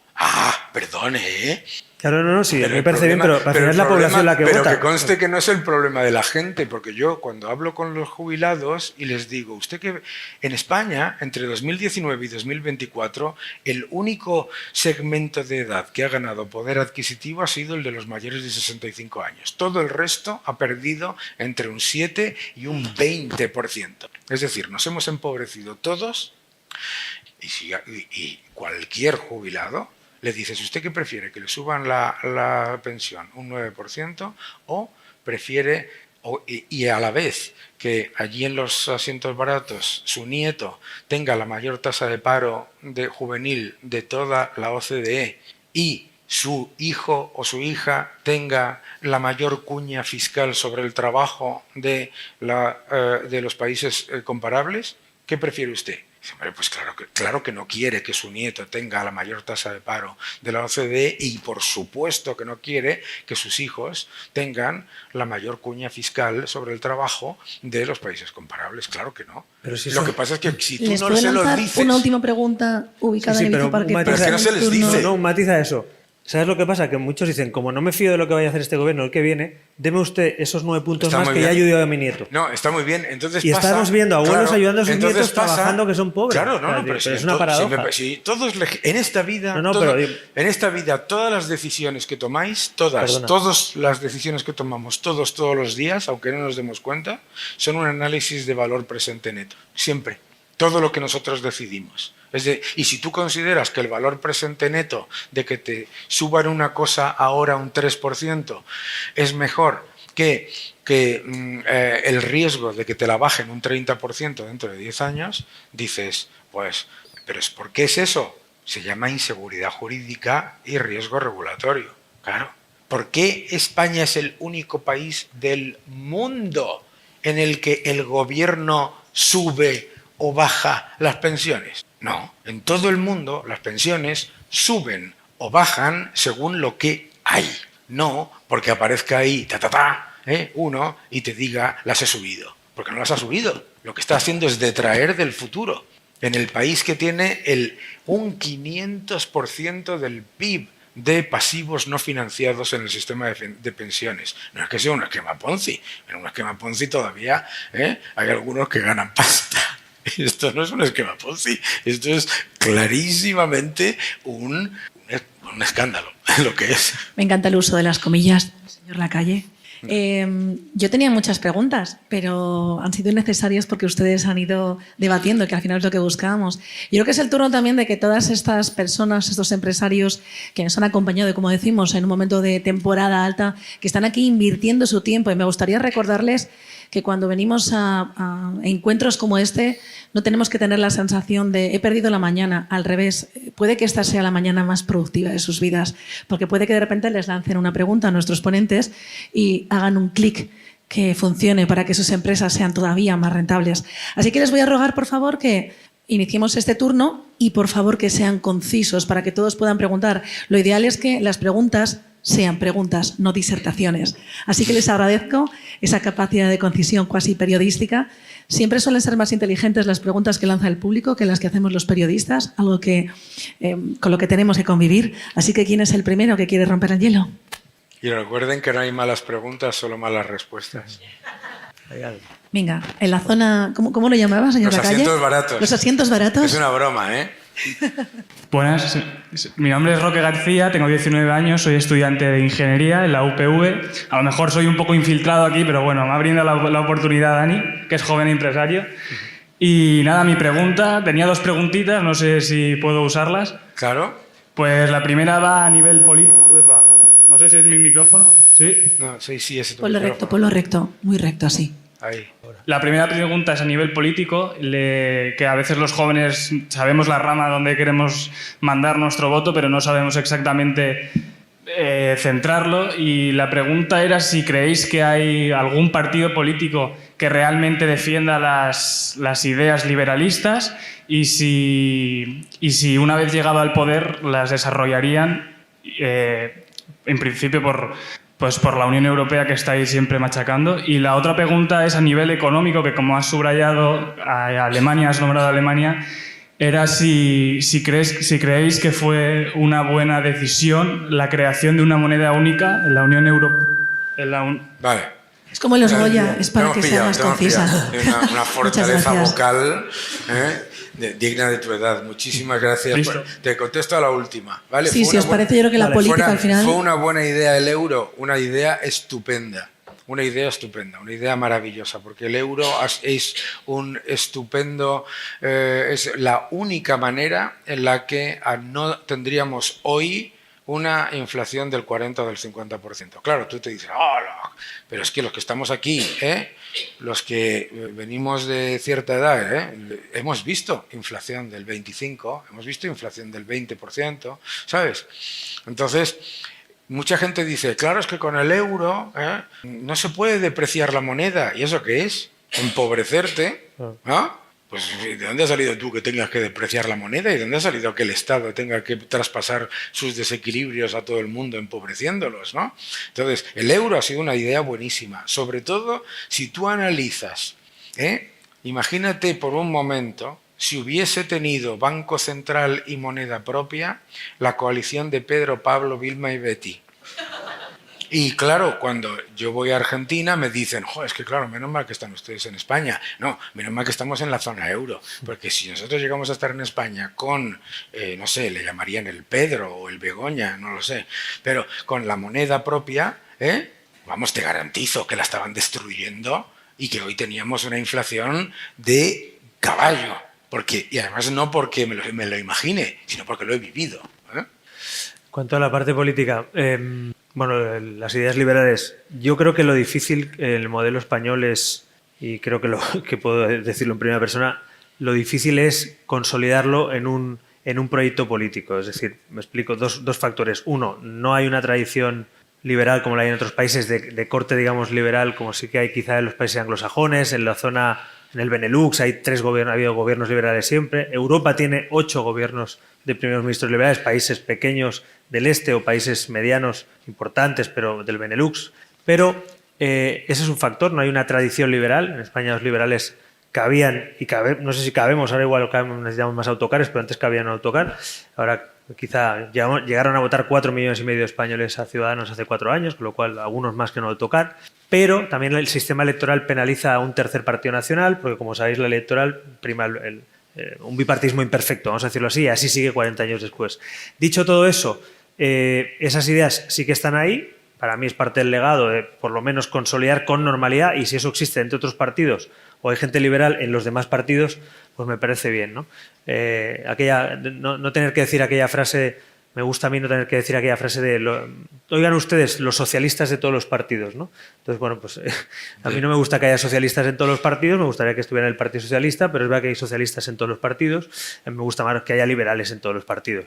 Dicho esto, pues les diría también que en Europa es una normalidad el grupo liberal, en España una cierta anomalía. Yo cuando les contaba a mis colegas liberales, cuando tenía el grupo liberal, negocié la entrada de Ciudadanos, me preguntaban, pero como si fuera un bicho raro, me decían, pero a ver, explícame, ¿cómo habéis conseguido 8 eurodiputados o cómo habéis conseguido un 16% de voto liberal en España? Si allí no podíamos ni entrar, aquí nunca habíamos consolidado. En términos, hablo de recipiente, de un partido puramente en ámbito liberal. Entonces, yo creo que eso sigue estando ahí. Hay personas liberales en otros partidos, sin duda, quizá más en el centro-derecha que en la izquierda española actual, que no, desde luego en esta izquierda actual podemos decir que no hay liberales, que los hubo en algún momento, puede ser, o socioliberales, el modelo Solchaga o algunos otros, que no era exactamente la política de este gobierno, pero optimismo a futuro. Creo que decir la verdad, decía antes Daniel, decir la verdad no puede penalizar, ojalá. Pero parte de lo que hemos dicho aquí, las clases productivas, las clases pasivas, los impuestos, el Estado, la dependencia del Estado, el endeudamiento público, hay un mainstream donde la izquierda actual ha situado en el terreno de juego sus cartas, ha puesto las reglas de juego en la comunicación política y estamos todos alrededor jugando en ese terreno de juego. Para mí, una de las grandes virtudes de un partido liberal es, y debería ser en un futuro, cambiar ese terreno de juego. Un terreno de juego donde hablar de política de libertad de mercado, de libertad de comercio, hablar de políticas monetarias, como hablaba Daniel con esa claridad, no fuera una cosa rara avis, sino parte del ecosistema político y público, ¿no? Entonces, parte de esa labor, a los que estéis ahora en política y queréis coger esa bandera, por favor, cogedla con fuerza, porque el viento suele venir por un lado y acaba llevándose esas banderas. Y la pregunta concreta, señor... Va a venir de vosotros, porque las ideas de la libertad en las redes sociales ganan por goleada, y es porque la gente joven las entiende y las valora mucho más que los que estamos más en la parte de trincar de lo que quede. La pregunta concreta, señor Rivera, le preguntaba si había un partido liberal al que podamos votar en estas europeas. Yo no ha dicho ninguno. Estoy jubilado, ¿no? Yo estoy jubilado. Y está preguntando su opinión. Estoy jubilado y además, otra cosa que lo digo muy en serio, yo, como he sido candidato, presidente de un partido, diputado, respeto profundamente a los partidos políticos, y cuando uno decide marcharse un partido no está de jarrón chino opinando todos los días lo que tiene que hacer por aquí y por allá. Oye, si te vas de la política te vas, y si no te quedas o haces de comentarista como hacen algunos. Yo no he querido hacerlo y no lo voy a hacer ahora. Y otro matiz importante, estamos en campaña electoral, no se me olvida, y soy muy respetuoso con lo que voten los ciudadanos, que decidan libremente a quién quieren votar. Bueno, pues siguiente pregunta de nuestro público. Como siempre, le rogamos con concreción y que diga a quién se la dirige. Espere que le traemos el micro. Es una pregunta muy sencilla, que es el título de la conferencia es Desafíos y Oportunidades, y me sorprende a mí, a título personal, que no se hable de un desafío que es una gran oportunidad, que es la educación, porque estamos en un círculo vicioso en España como sociedad, que eso se traslada a la economía, pero a nivel político nunca se habla de la educación. Al final, yo considero que yo soy padre de 3 hijas y es una medida a largo plazo, no es a corto plazo. Los políticos, desgraciadamente, siempre hablan a corto plazo, y es una realidad, pero a largo plazo nos olvidamos, por eso nuestra sociedad se empobrece, es mi opinión. Pero, ¿qué papeles ven ustedes que debe jugar la educación de nuestros pequeños? Porque al final serán los que tomen las decisiones del futuro. Y en esta, al final, tiene un impacto muy grande en la economía. Si creamos gente inteligente, toma decisiones inteligentes y nuestra economía se vuelve más inteligente. Pero me preocupa que ningún político, De hecho, es que las leyes, todas las leyes que ha habido de educación acaban siendo un desastre siempre, porque siempre se derogan. Pero ¿cómo lo ven ustedes dos? Bueno, yo añadiría, si me permites, bueno, primero yo tuve, no sé si es el honor o la desgracia, que fui el grupo parlamentario que creó por primera vez en democracia la Comisión para el Pacto Nacional por la Educación, la creó mi grupo parlamentario en acuerdo con el Partido Popular en la coalición, o sea, el pacto de gobierno que hicimos, y Pedro Sánchez, literalmente, la oposición se lo cargó porque iba avanzando mucho y no vaya a ser que hagamos una ley de consenso y nos equivoquemos, y por tanto la pararon para luego hacer una ley, como siempre, de parte y no de todos, ¿no? Y eso lo he vivido en primera persona y lo puedo contar. O sea, eso fue así, se creó una comisión, pasaron expertos, comparamos con otros países, un año trabajando y todo el garete, porque se salieron de la comisión finalmente el Partido Socialista y nos quedamos Partido Popular y nosotros, que estábamos bastante de acuerdo en muchas cosas, pero no podíamos sacar la ley por una ley orgánica que necesita, como saben, mayoría absoluta, y no la teníamos. Segundo, yo añadiría educación y formación en general, porque yo creo que estamos en un mundo, y lo verán ustedes, no hemos hablado aquí, yo hablo en otras conferencias sobre todo de talento y de liderazgo, pero aquí, sinceramente, ustedes... Perdón que interrumpa. Pero, es que disculpes, oye, es que a las empresas se nos obliga mucho a formar, pero no se exige lo mismo a los políticos. Creo que es más importante que a las empresas que formen, digo, no los políticos, sino obviamente el gobierno. ¿Que el gobierno forme a quién?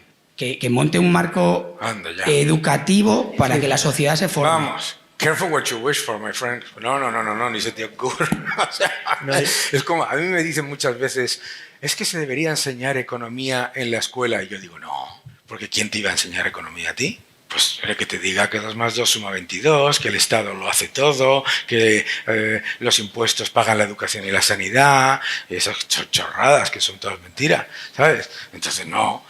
Mira, la educación es muy importante, importantísima, pero en España tenemos algunas de las mejores, no algunas, tenemos las mejores escuelas de del mundo, y además, yo doy clase en una, y además tenemos una enorme formación de enorme calidad, que es muy, muy valiosa. Y la gente en España no está mal formada. El problema en España es la siguiente frase, yo tengo que trabajar en lo mío, que es una idiotez. ¿Vale? Que es que la gente estudia una cosa y se cree que eso es lo que le va a dar un trabajo durante 30 años. ¿Vale? Y eso es una rémora del pasado de un sistema educativo organizado para que un 20% de la población activa fuese al sector público, otro 20% a las empresas semipúblicas y el otro 60% a microempresas. Por lo tanto, lo que tienes que preocuparte no es de la educación, porque no puedes hacer mucho desde el vista de la educación reglada que se impone desde el Estado, ¿vale? Sino de qué es lo que se puede hacer desde la educación que no está impuesta desde el Estado. Y ahí hay una enorme calidad. Y segundo, lo importante son los valores. Y los valores no se aprenden en el sistema educativo, se aprenden en la familia. Bueno, yo añadiría eso, o algunas cosas que ha dicho. Yo sí que creo que el Estado tiene un papel regulador, que no quiere... Yo creo que los valores cívicos, cuando en vez de manipular, enseñas lo que es la libertad, lo que es la igualdad, lo que es una Carta de Derechos Fundamentales, lo que son los derechos humanos o la Constitución, yo propuse que hubiera una educación constitucional, como se tiene en Estados Unidos. Poco sospechoso Estados Unidos de ser intervencionista más que España. Y tiene una asignatura donde se enseñan la Carta de Derechos y Libertades, es decir, básicamente el derecho constitucional. Bueno, pues yo sí que creo que hace una educación cívica, pero como dice eso, estoy de acuerdo con Daniel, la educación cívica no es lo que diga el partido de turno y el ideólogo de turno. Esos son los valores fundamentales de la democracia, de la libertad, de la economía de mercado y de nuestro modelo de civilización. Eso sí que creo que sería bueno que lo estuvieran.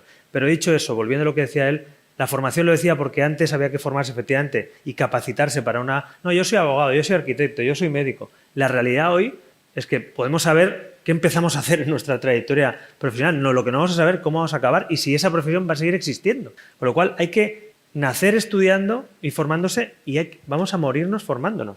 O sea, en el mundo que vivimos, yo vaticino que muchos de nosotros en los últimos años de nuestra vida nos estaremos formando, porque hay que formarse cada día y hay nuevos empleos que desaparecen. Eso me pasó una vez con un taxista en una televisión pública, que alguno lo vería por ahí, me preguntan, yo defendí la libre competencia con las VTCs, me montaron un pollo los taxistas y tal. O sea que bueno, pues es lo que pasa por estar en política, es por meterte en política. Niño, no te metas en política, decía mi abuela. Pero bueno, me metí y me preguntó un taxista, señor Rivera, ¿usted qué va a hacer con mi empleo si llega el presidente de gobierno? Primera pregunta, un panel de ahí, Ana Rosa Quintana, por la mañana, todo el mundo viendo, y yo pensaba, yo la gota digo, ¿cómo le contesto a ese señor sin que se ofenda mucho, pero diciendo la verdad? Ese equilibrio difícil, ¿no? Le digo, bueno, mire, primero, usted tiene un empleo que es taxista, es conductor, sí. Digo, su problema no va a ser, si yo soy presidente de gobierno, no va a tener un problema. Digo, la realidad es que usted, a lo mejor, su profesión no existe de aquí a 10 años. Digo, pero el problema no es el conductor de Cabify o Uber. Su problema es que sean coches autónomos. Y, por tanto, su problema es tendrá que recapacitarse en otra profesión. Digo, si yo llego a presidente, mi compromiso es que el Estado, en vez de dilapidar dinero en fondos de formación que no se han producido, ha sido corrupción, le ayudará a usted, con su perfil y con su currículum, a buscar formación con la colaboración público-privada y que usted se forme de otras profesiones. Es decir, si usted era taxista, pues ahora tendrá que ser otra cosa. Y eso, si usted le dice a algún político que le promete que va a ser usted taxista toda la vida, le miente. Y hay políticos que han prometido en campaña, y a la alcaldesa que me refería antes, que les venía a decir a la gente, no, aquí VTCs no, a ver, yo si soy alcaldesa les prometo que taxista para siempre. Claro, oiga, pues taxista para siempre no, porque el señor que hacía cabinas telefónicas ya tampoco hace cabinas telefónicas. Y el que hacía cartas todos los días, pues han descendido las cartas y hay más emails. Entonces, no podemos parar la evolución ni la tecnología. Y la inteligencia artificial, mucha gente dice, no, es muy malo para el empleo. Va a haber una crisis, una transformación brutal. Pero para el PIB de la economía, y como decía antes Daniel, para el crecimiento de las empresas, va a ser una gran aportación. Que habrá gente que, yo no soy abogado, dejará de ser abogado y será otra cosa, o que las demandas las hará la inteligencia artificial, que ya las hace. No. Claro, pasará, pero la obligación es de recapacitarnos permanentemente. Y el Estado, en vez de gastárselo en otras cosas, o en vez de hacer fondos y cursos que no sirven para lo que tiene que servir, la recapacitación sería qué tiene o qué puede hacer el Estado o qué tiene que dejar de hacer para que un empresario pueda formar a una persona o un trabajador se pueda formar en otra profesión. Eso ya sé que es duro, porque es mucho más cómodo pensar que vamos a ser todos los años nuestra profesión y que nos jubilaremos, pero ustedes que son autónomos, empresarios, ¿qué nos van a decir a nosotros de reinventarnos, ¿no? Entonces no tengamos miedo a volver a ser o a utilizar lo que hemos estudiado para ser otra cosa. Oiga, a mí me vino muy bien estudiar Derecho para estar en política y me vino muy bien estudiar Comunicación, Oratoria para ser diputado, pero ahora me viene muy bien haber vivido la vida pública para ser consultor y asesorar a directivos o empresas, y me he formado en varias disciplinas. Y seguramente acabaré haciendo otra cosa de la que hago hoy en mi vida. No pasa nada, a mí no me da miedo. Lo que sé es que tengo que formarme cada día. Y esto es lo que los políticos, a mi juicio, deben decir también a la población. En vez de engañarles como si fueran adolescentes, decirles la verdad, que es que los oficios aparecerán, desaparecerán, que hay grandes oportunidades y que las empresas vais a tener un papel importante. ¿Que se obliga a la empresa a formarse? Bueno, no me parece bien que les obliguen, pero yo les digo una cosa. Yo ahora hago muchas conferencias para recursos humanos de empresas y el principal problema ahora mismo es encontrar talento, seducir talento, formar talento y que ese talento, y hacen ustedes muchos con la cabeza así, lo saben, no solo en turismo, en todo, en IT, en turismo, en industrial, hay un problema verdadero para captar la atención de un trabajador, de un empleado y que siga trabajando años en una empresa. Entonces, vamos a poner el foco en cómo formar a las personas y en cómo recapacitarse en otros empleos. Yo sé que esto no es muy cómodo de escuchar, pero creo que tenemos también la oportunidad de reinventarnos o que las pymes ayuden a esa reinvención, ¿no? Tenemos cabida para una pregunta más. Recordarles, por cierto, que PIMEF todos los viernes nos va a seguir formando, que bueno, que estamos todos abiertos a hacerlo. Y señor Torres, los valores que tiene en su casa, no se preocupe, que hará que sus hijas tengan un gran futuro. Última pregunta de la jornada. Venga, además ha levantado la mano con muchísimas ganas. Hola, buenas. Hay aquí, pues entonces dos rápidas. Son dos rápidas. Yo lo digo a María Ángeles. Hay dos micros. Si queréis que sean dos rápidas, un aplauso al señor del micro. Muchísimas gracias.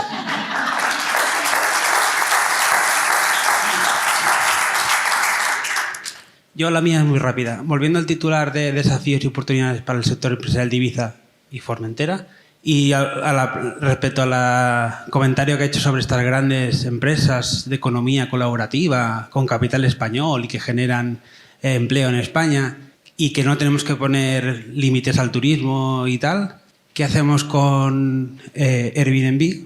Porque usted ha dicho que es muy legal que una persona tenga su piso en el barrio de Salamanca y lo alquile turísticamente y tal, pero es que lo haga en la calle Aragón de Ibiza, en el centro, todo el mundo decida alquilar turísticamente, pues para el hotel de turno es que lo haga. Y sobre todo que lo haga ilegalmente. Bueno, que yo sepa, he dicho claramente que hay que perseguir la ilegalidad, entonces no me ponga usted cosas que no he dicho justo lo contrario.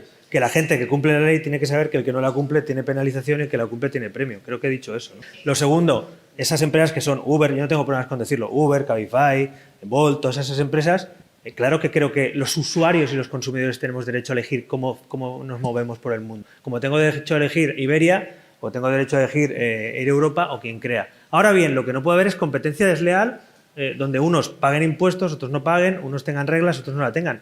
Pero yo le digo una cosa, como ciudadano, piensen ustedes también los consumidores, que se nos olvida siempre. Claro. Somos ciudadanos. Oiga, yo como ciudadano, ¿por qué un gobierno o un burócrata decide qué monopolio vale y qué monopolio no vale? Oiga, y si hacemos competencia y tenemos un mercado y obliga a que la gente sirva mejor, escuche más al cliente, valore al cliente cuando acabe la carrera, ¿sabe qué está pasando? Para bien, que taxistas y que conductores en plataformas comunes están trabajando mejor. Claro. Eso es lo que está pasando. Y en Madrid, si usted coge hoy una plataforma, le puede venir o un taxi o un Cabify en la misma plataforma. Y he visto compañías de taxi renovarse y mejorar sus flotas. Y, Oiga, pues y lo que eso ha mejorado me el parece servicio que del es taxi bueno. gracias a la competencia. Claro, que a mí no antes- me parece mal. Ahora, y lo Airbnb se lo digo claramente, si es legal y tienen licencia turística y una persona tiene un piso y quiere sacarle rentabilidad a su piso con licencia turística y cumple la ley, yo no soy nadie para decirle que señor con un activo suyo o Claro. una propiedad no lo puede hacer. Otra cosa es que lo haga ilegalmente. Otra cosa es qué reglas tiene la normativa local de cada lugar o nacional, que ese es otro debate, que tenemos un cachondeo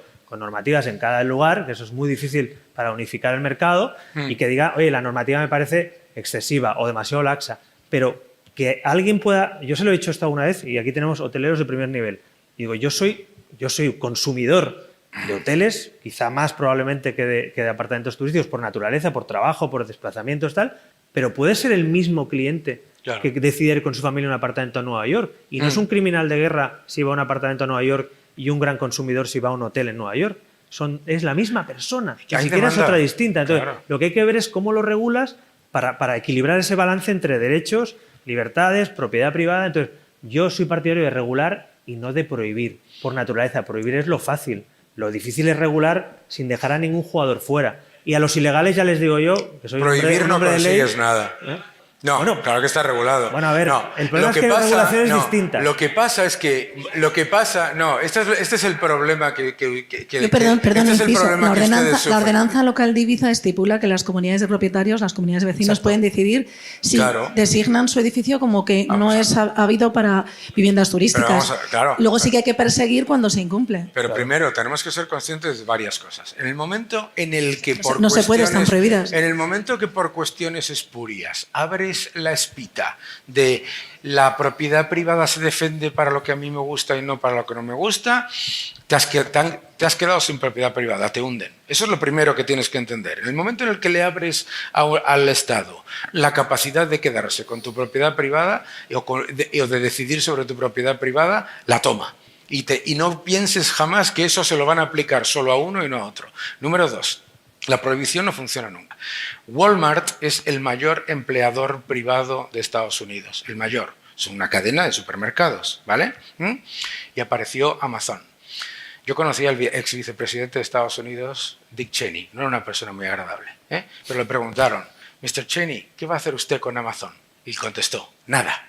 ¿Por qué nada? Porque hoy, más de 40, casi 30 y tantos años después, Walmart es mucho más fuerte y Amazon es mucho más fuerte. Es decir, en el momento en el que tú introduces que el Estado, que no tiene ni más ni mejor información que el sector privado sobre lo que hay, sobre cuál es la demanda, y mucho peor, tiene todos los incentivos a pasar los desequilibrios a los demás, tiene que ser el que lo decida, te quedas sin Amazon y sin Walmart.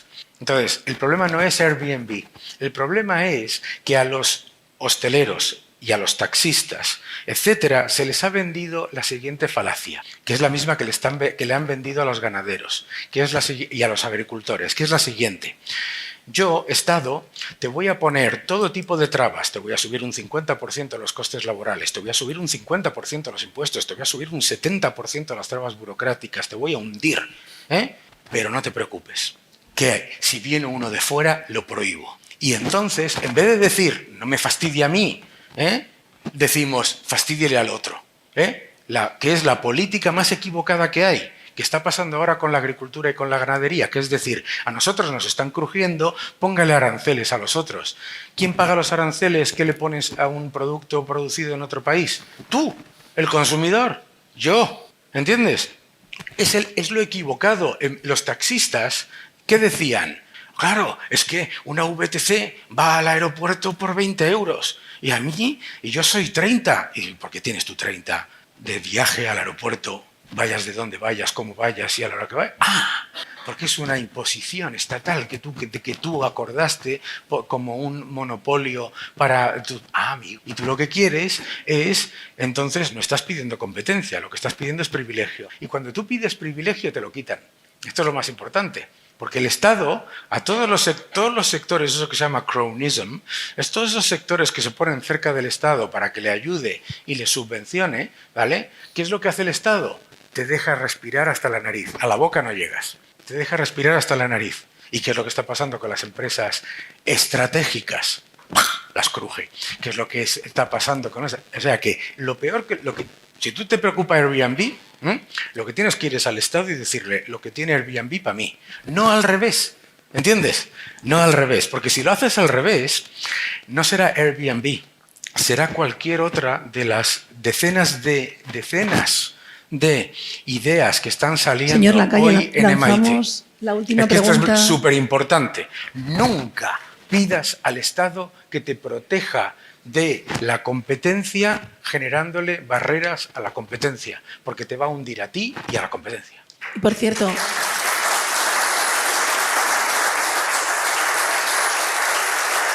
que puedes denunciar al vecino de la calle Aragón, que según se ha comentado es absolutamente ilegal que allí tenga un Airbnb, así que denúncialo al Consell y ellos harán su trabajo. La última pregunta, les ruego, por favor, concreción, porque toda esta gente se quiere tomar ahora una copita de No cava. son las preguntas, son las respuestas. Sí, buenos días. Yo la pregunta se la traslado como representante de las inmobiliarias aquí en Ibiza. Es con respecto al problema que tenemos todos los empresarios aquí en la isla, que es la falta de vivienda. Y yo un poco la pregunta que les quiero trasladar a los ponentes es si ellos tienen alguna idea para poner encima de la mesa de cómo aquí a nivel local en Ibiza y al margen de la ley que comentaba el señor Rivera de la ley de vivienda, qué podemos hacer aquí para en el corto plazo intentar solucionar de alguna manera este problema de la falta de vivienda que tenemos aquí en Ibiza. Gracias. Bueno, pues lanzo yo un par de ellas, seguro que Daniel tendrá alguna otra por ahí. Primero, hay otras administraciones que están haciendo cosas, lo comentamos antes, que están haciendo cosas razonables, que es dar, por ejemplo, garantías a los propietarios. La ley de vivienda actual ha dicho que no se pidan avales, pero la realidad es que si no hay avales, no hay seguridad jurídica y comentamos antes, corrígenme si me equivoco, corríjanme, hay 3.000 pisos vacíos, ¿no? Creo que en Ibiza, y si hay una demanda muy alta y hay 3.000 pisos vacíos es que alguien está teniendo miedo a ponernos en el mercado. Y probablemente será por la ley que tenemos actualmente y por la falta de garantías y por la ocupación. Con lo cual, si las administraciones, como creo que es en Madrid se ha hecho, en algunos de los lugares, hacen una especie de aval seguro o cierta garantía desde el ente público, pues a los propietarios les dará, no digo que salgan los 3.000 pisos de golpe, pero si salen 1.000 o salen 1.500 ya ayudará a relajar un poquito la fuerte demanda y a relajar un poquito el precio. Segundo, por poner otros ejemplos, bueno, yo creo que hay ejemplos también de construcción público-privada de viviendas sociales o viviendas que dan soluciones, que es verdad que eso tarda años, pero hombre, si se hacen las cosas bien hechas, Valdebebas en Madrid hay ejemplos, en otros lugares hay colaboración público-privada con proyectos a 70, 80 años, donde un fondo, un propietario, un promotor saca rentabilidades a largo y la administración puede tener soluciones habitacionales de una, de dos viviendas y dar una oferta a medio plazo, ¿no? Por poner dos ejemplos claros. Y finalmente, evidentemente en todo esto, los empresarios, aquí hay algunos, están sufriendo también eso, bueno, que eso incrementa también el sueldo. Hay una aportación, por ejemplo, puede ser el sueldo que tú tienes con un trabajador, aquí me corregirán algunos que están aquí que os pasará, pero a lo mejor hay que asignar ciertos recursos solo para vivienda. Quiero decir, si alguien decide trabajar y cobrar 2.500 euros en Ibiza y enviar ese sueldo en remesa o ahorrárselo o no, en fin, legítimamente no gastárselo, tú no puedes evitarlo, pero si tú le dices te doy este sueldo y esta parte es para vivienda, o sea, hay una fórmula que te lo permita, eso ya jurídicamente habría que verlo, pues hombre, a lo mejor es que esa persona le ayudas a que viva o se pague una vivienda, pero no simplemente que sea un beneficio mayor en el coste, en el salario, ¿no? Con lo cual, yo creo que ahí también esa es una de las vías. Y finalmente, pacto, empresas, administraciones, sindicatos. De verdad, creo que con el debate que estáis teniendo, legítimo y necesario, este es un tema candente y abierto en canal aquí en Ibiza, creo que con el liderazgo de las administraciones, que me consta que están dispuestas a poner soluciones, pero no a bomba y cañonazo, sino soluciones más quirúrgicas, con muy poco, a lo mejor se puede cambiar un poquito ese incremento del precio y esa falta de vivienda sin matar moscas a cañonazos, no interviniendo los precios, no prohibiendo cosas, ni volviéndose loco, porque eso, como hemos visto en Berlín o en Barcelona, ha tenido consecuencias nefastas. Con lo cual, la intervención directa del Estado, como decía Daniel, los ejemplos de otras ciudades han salido mal. Claro. Por tanto, seamos más quirúrgicos, un poquito más concretos, corrijamos cosas, ayudemos a incrementar la oferta, que eso ayudará probablemente a que los precios relajen y que los empresarios también, me consta, que tienen voluntad de implicarse para ayudar a un tema que no es una invención, que es una realidad que tenéis aquí. Por cierto, vuelvo al inicio, fruto del éxito de Ibiza, no fruto de la pobreza, sino fruto del éxito que habéis tenido como marca internacional. Claro, yo creo que es muy importante, claro, decir, ¿cómo se puede solucionar a corto plazo algo sin cambiar nada de las trabas? No se puede. Claro, ¿quién libera el suelo? Pues para construir, tendrá que cambiarse. O sea, en España no podemos haber pasado de construir 600.000 viviendas al año a menos del 20%, menos del 15% de esa cifra y pensar mágicamente que van a bajar los precios y a mejorar la oferta. En España no, se construye menos de lo que se amortiza. Con 3 millones más de habitantes. Con 3 millones más de habitantes y vamos, es que yo estoy ahí en la Torre del IE y me vienen a contar películas de lo que hay que hacer con la vivienda y yo lo único que miro desde el piso 45 es que veo el fin de Madrid. El fin está ahí, no tengo que mirar así, ¿entiendes? Está aquí. Y me dicen que es que hay un problema de vivienda. Pues me parece que no hay un problema de vivienda, hay un problema de suelo, de que lo tienes ahogado. Entonces, si se ahoga la oferta, no vas a hacerlo. ¿Y qué es lo que no funciona jamás? Lo que te acaba de decir Albert. ¿Vale? En Viena, en Berlín, en Barcelona. Como se te ocurra entrar en el concepto de los controles de alquileres, te vas a llevar por delante la oferta y te vas a llevar por delante a la ciudad, a la isla en este caso, ¿de acuerdo? Por lo tanto, lo más importante aquí es simplemente recordar que no se puede cambiar a corto plazo algo sin que haya la oferta de vivienda si no se libera suelo y si no se construye. Pues han sido muy concretos en su respuesta. Muchísimas gracias a todos por su atención.